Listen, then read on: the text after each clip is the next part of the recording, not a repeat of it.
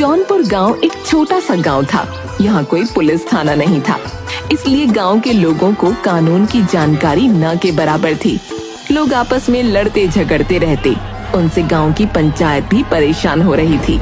इसलिए सरकार द्वारा इस गांव में एक पुलिस थाना बनाने की व्यवस्था की गई। सरपंच ने सभी गांव वालों को चौपाल पर बुलाया। भाइयों, इस गांव की समस्याएं निरंतर बढ़ती जा रही हैं।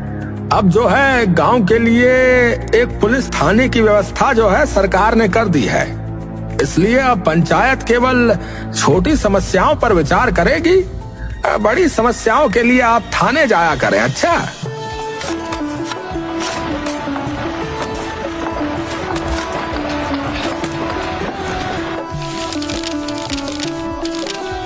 थाने के बाहर लोगों की भीड़ लग गई।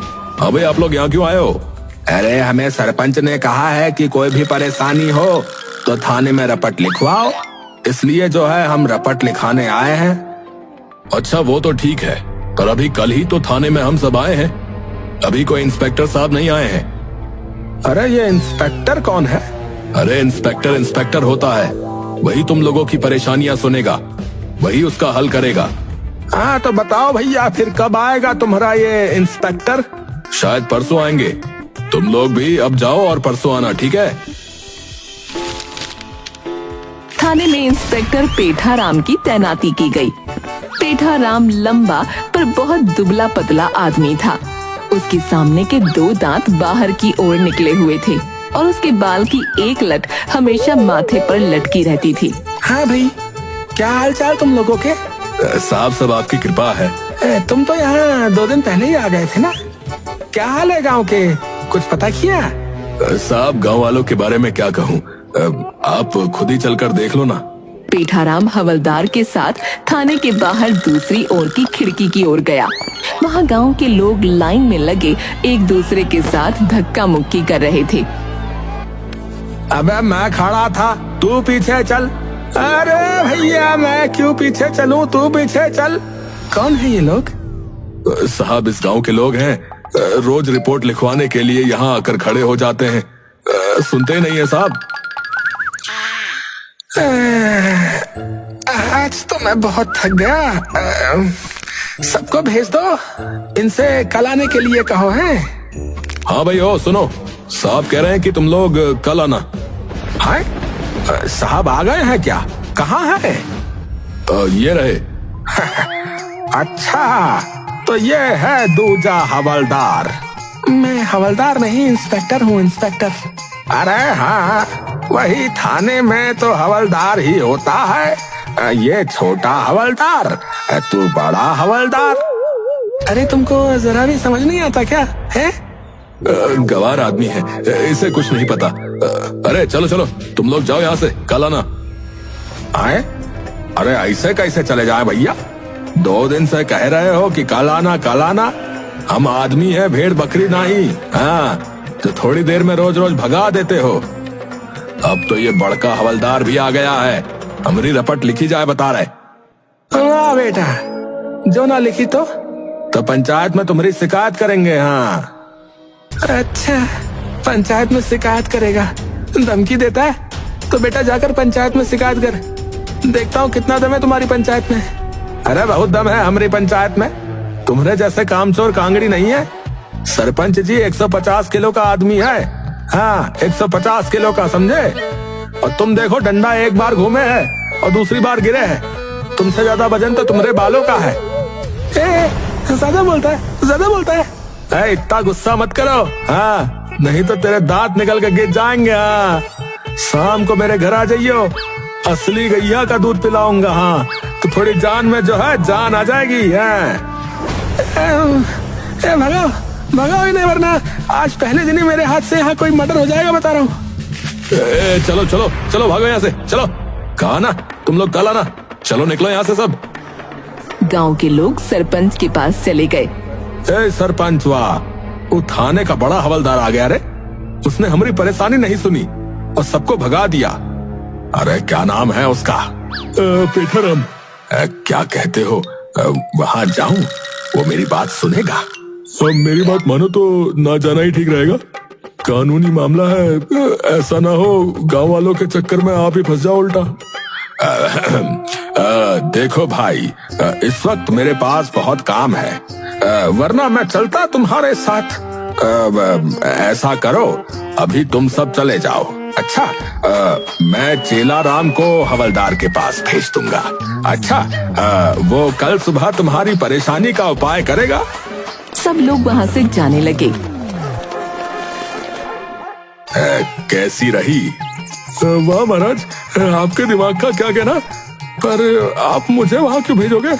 अरे नहीं भेजूंगा, वो तो मैंने गांव वालों के सामने ऐसे ही बोल दिया, वरना ये सब यहाँ से जाते ही नहीं है।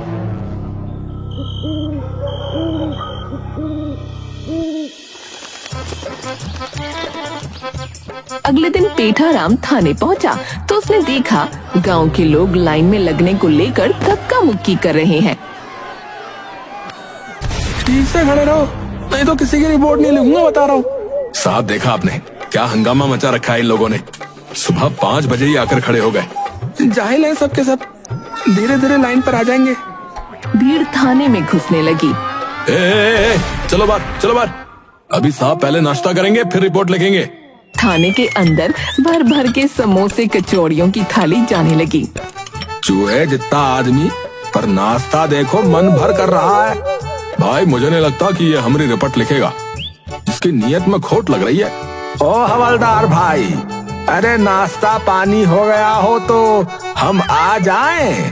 तभी फोन की घंटी बजी। हेलो, कौन?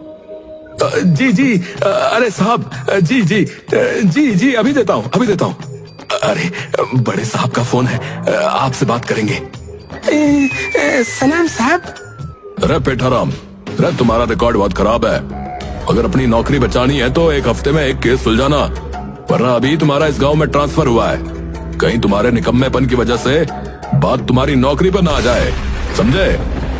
जी सर, मैं समझ गया सर, समझ गया। क्या हुआ साहब? एक एक करके बुलाओ इनको, रिपोर्ट लिखते हैं। हवलदार एक आदमी और उसके बेटे को बकरी के साथ ले आया। बोलो क्या परेशानी है? साहब वो माँ जी है ना, वो हर बात पे मैंने मारती रहती है, आप उनका बच्चे को डरा क्यों रहे हो? बेटा बता, कौन माँ जी? ये मेरे बाबा की अम्मा, और कौन? मतलब तुम्हारी दादी। साहब इसको छोड़ो, ये बहुत शैतान लड़का है, हर वक्त शैतानी करके उनको सताता है, तो मार पड़ेगी ही। तुम यहाँ क्यों आया, मेरा भेजा खाने? नहीं साहब, ये मेरी बकरी है मीना, आजकल ये बहुत बीमार रहती है। तो इसका इलाज कराओ फिर। वही तो साहब, आप इसका इलाज कराओ। साले मैं इंस्पेक्टर हूँ, जानवरों का डॉक्टर थोड़ी हूँ, इसे जानवरों के डॉक्टर के पास ले जा। हमारी परेशानी का हल तुम नहीं करोगे तो कौन करेगा?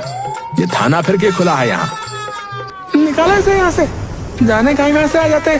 साहब मैंने कहा था ना, ये जाहिल लोग हैं, इन्हें ये तक नहीं पता कि थाने में होता क्या है। 2 डंडे पड़ेंगे ना, सबको पता चल जाएगा। साहब दूसरे को लाता हूँ। वो बाहर से एक बूढ़ी औरत को लाया। ए अम्मा, तुमको क्या परेशानी है जो इस उम्र में थाने आना पड़ा आपको? बेटा तू कुछ खाता पीता नहीं है, बहुत कमजोर लग रहा है। मेरी कमजोरी छोड़ो, मैं शुरू से ही ऐसा हूँ, तुम अपनी बताओ, यहाँ कैसे आना हुआ? मेरे पास एक पाउडर है, तू वो खाएगा ना तो पहलवान हो जाएगा, तेरा वजन बढ़ जाएगा तो सुंदर हो जाएगा। बोल लेगा पाउडर? पता है कल गांव में सब लोग तेरा मजाक उड़ा रहे थे, बड़ा हवलदार सूखा हुआ है, हाथ लगाते ही गिर जाएगा, उसने बिल्कुल जानना है। तुम लोग मेरी पीठ पीछे ऐसा बोल रहे थे? हाँ, मुझसे रहा ना गया, मेरे रहते इस गांव में कोई कमजोर हो, ऐसा हो सकता है कि इसलिए तेरे लिए ये पाउडर लाई हूँ, ले ले। पेठाराम ने पाउडर ले लिया। 5 रुपए का है, सबको 7 रुपए का देती हूँ, पर तू तो हवलदार है ना, इसलिए तुझे 5 का दे रही हूँ। पेठाराम ने जेब से नोट निकाला, वो 10 का था। औरत ने उसके हाथ से वो नोट छीन लिया। तू तो बहुत अच्छा है, 5 के 10 रुपए दे दे। ना ना अम्मा, तुम गलत समझ रही हो, मेरी बात सुनो। बात क्या सुनना हवलदार बेटा, मैं पूरे गांव में तेरी बड़ाई करूंगी, अरे मैं हवलदार नहीं, इंस्पेक्टर हूँ, इंस्पेक्टर। क्या क्या है तू? इनीपुर? ये क्या हो गए है? चल छोड़, तेरा समय खराब हो जाएगा, मैं चलती हूँ। इस गांव में ऐसे ही लोग हैं, पूरा गांव एक दूसरे को चपत लगाता रहता है, मूर्ख हैं सबके सब। अच्छा हुआ जो मुझे यहाँ भेज दिया, एक नहीं यहाँ कई केस मिल जाएंगे। नौकरी पर बात थी, यहाँ से मैं प्रमोशन लेकर जाऊंगा, प्रमोशन देख लेना तुम। अगले को लेकर आओ।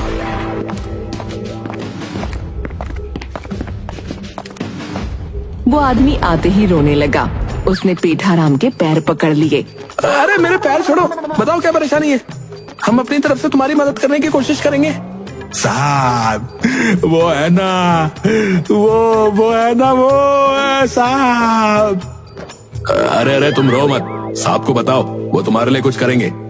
साहब वो मक्खन है ना, वो बहुत खतरनाक आदमी है साहब। देखो मेरे होते हुए तुम्हें किसी से डरने की कोई जरूरत नहीं है, समझे? बताओ क्या मामला है, बताओ। सच में आप मेरी मदद करेंगे ना? पेठाराम ने हाँ में गर्दन हिलाई। साहब मेरे पास एक भैंसिया थी, रेखा, वो फिल्मों की हीरोइन है ना रेखा, उसके जैसी सुंदर। उसकी आंखें झील सी गहरी थी, जब वो चलती थी ना साहब, तो ये सब गांव वाले ये सब जलते थे उससे। जलते थे मतलब? अब तुम्हारी भैंस कहाँ है? वही तो साहब, वही तो क्या? ठीक से पूरी बात बताओ। मेरी भैंसिया से सब जलते थे, वो माखन, मुझे खुश देखकर उसकी छाती पर सांप लौटते थे साहब। कौन है ये माखन?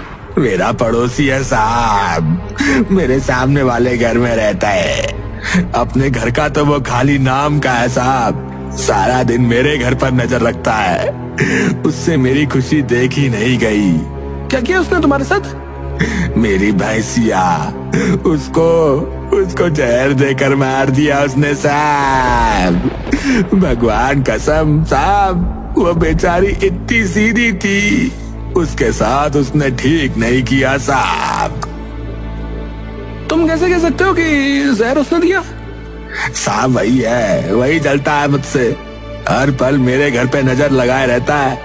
भैंसिया के आने से मेरे घर में खुशी आ गई थी, मेरी खुशी उससे देखी नहीं गई साहब। उसे पकड़कर जेल में बंद कर दो साहब। ठीक है, हम थोड़ी देर बाद तहकीकात करने आएंगे, अब तुम जाओ। साहब मुझे इस केस में और इस आदमी की कहानी में कोई दम नहीं लग रहा है। इस केस में बहुत दम है, ये एक मर्डर केस है, अगर सुलझ गया तो मेरी नौकरी बच जाएगी। इस आदमी की बात कितनी सच्ची है वो देखते हैं। पेठाराम और हवलदार दोनों गांव में जाते हैं। रास्ते में हरे लहलहाते खेत देखकर गाड़ी रोको। क्या हुआ साहब? कितने टाइम के बाद ये नजारा देखने को मिला है। आहा, मुझे अपने गांव की याद आ गई, वहाँ की भी फसलें ऐसे ही लहलहाती हैं। अबे तेरे की फसलें हर जगह ऐसे ही लहलहाती हैं साहब।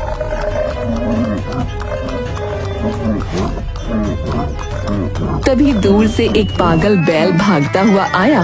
बैल ने उसे जोर से टक्कर मारी तो वो दूर जा गिरा। साहब कुछ हुआ तो नहीं आपको? सब कुछ टूट गया है शरीर में, पूछ रहे हो कुछ हुआ तो नहीं? जिसका ये बैल है पकड़ो उसे। तभी दो आदमी हाथों में डंडे लिए आए। ए भैया, यहाँ से किसी बैल को भागते हुए देखा क्या? अच्छा तो बैल तुम्हारा है, उसने सांप को चोट पहुंचाई है, अब तुम्हारी खैर नहीं समझे? वो पागल बैल मेरा नहीं, इसका है, इसका। जो सुनानी है इसे सुनाओ, मुझे नहीं समझे? तुमको तो कोई चोट नहीं लगी, झूठ क्यों बोल रहे हो भाई? वो देखो, उस बैल ने सांप की क्या हालत कर दी, रुई की तरह हवा में उड़ा दिया उनको। सुनकर दोनों आदमी हंसने लगे। अबे हंस क्यों रहे हो बे? उस आदमी पर बैल ने ऐवही ताकत दिखा दी, क्या करें, बैल बुद्धि है ना बेचारा, वरना इसे तो फूंक मारकर मैं ही उड़ा दूं। चुप चुप चुप, अगर साहब ने ये बात सुन ली ना तो तुम्हारे लिए मुश्किल हो जाएगी। चलो भागो यहाँ से, भागो। क्या हुआ? कौन थे वो लोग? गांव वाले थे साहब। थाने का रास्ता पूछ रहे थे, मैंने बता दिया। तुम भी अजीब आदमी हो। थानेदार तो यहाँ है, उनको वहाँ भेजने की क्या जरूरत थी? अब चलो, देर हो रही है।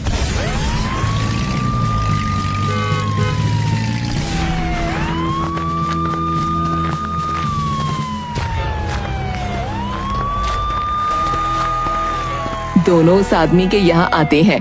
पेठाराम उससे सवाल पूछता है और हवलदार उसे रिकॉर्ड करता है। तुम्हारा नाम, भैंस का नाम, रंग, ऊंचाई सब बताओ। आदमी सब बताता है।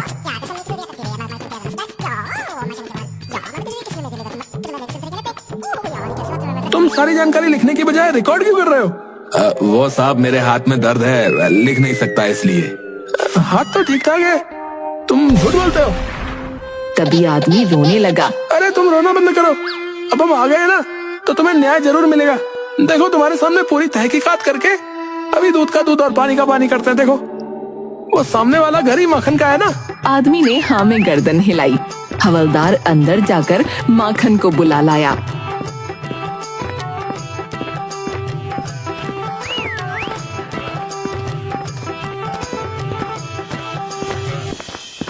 तुम ही माखन ला लो, तुमने अपने पड़ोसी की भैंसिया को जहर देकर मारा।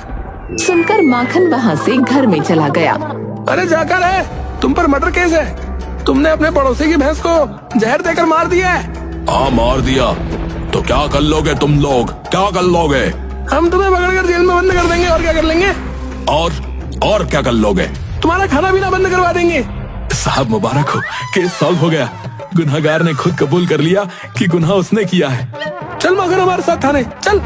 माखन उनके साथ थाने चला आया।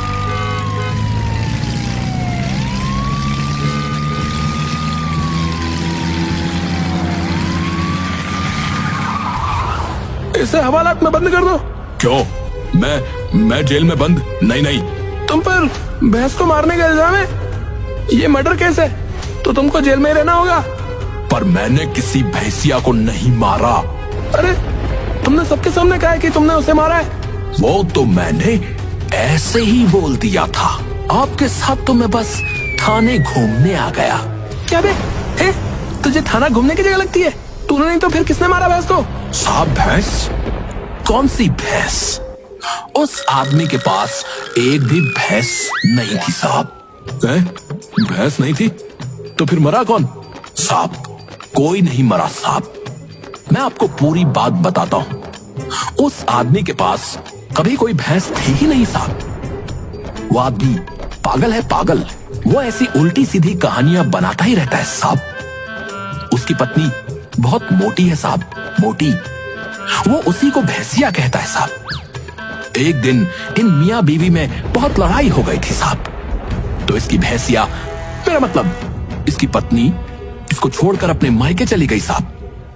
और इस पागल ने यह कहना शुरू कर दिया कि मैंने इसकी भैंसिया को जहर दे दिया। तो साले, जब मैंने तुझसे पूछा था तब ये बात क्यों नहीं बताई बे? है?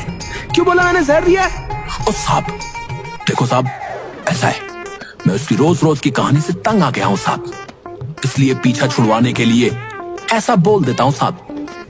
आप किसी से भी पूछ लो, उसके पास तो कभी भैंस थी ही नहीं। चल चल चल भाग यहाँ से, निकल यहाँ से। पागल वो नहीं, तू है। पूरा भेजा हिलाकर रख दिया। साहब मैंने कहा था ना, ये सारे गांव वाले पागल है साहब।